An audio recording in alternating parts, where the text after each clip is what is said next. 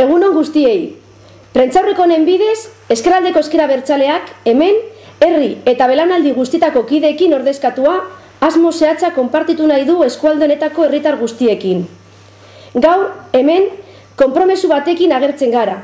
Ezkerraldeko Ezker Abertzalea badoa oztopo eta baldintza guztien gainetik bere erantzunkizunez guztiz jabe ezkerraldean dagoen errealitatea abertzaletasun eta ezkerretik aldatzera. Zutik Euskal Herria ebazpenetik, Ezker Abertzaleak abian jarritako urratsek Euskal Herriak bizi duen egoera politiko zeharo irali dute.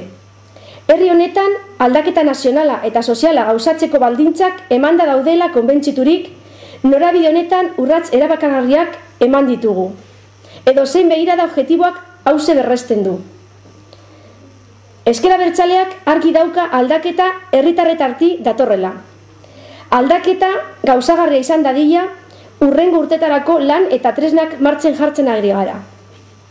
Norabide honetan, begibistakoa da ezkerraldeak duen garrantzia, eskualde honetako abertzale eta ezkertiarrok daukagun ardura. Apaltasun osotik jakin badakigu, eskualde honek pairatzen dituen errealitate struktural zein eredu neoliberalak, sortzen dituen egoera larrien aurrean, alternatiba bakarra garela. Eta erantzunkizun honetatik, aurre egingo diogu urrengo maiatzean daukagun hauteskunde erronkari. Honetarako, Ezkerraldeko Ezker Abertzaleak lanean hasia daia da. Herriz herrik desnosiak burutu ditugu. Urrengo asteetan prestatuko ditugun herri programen oinarriak direnak.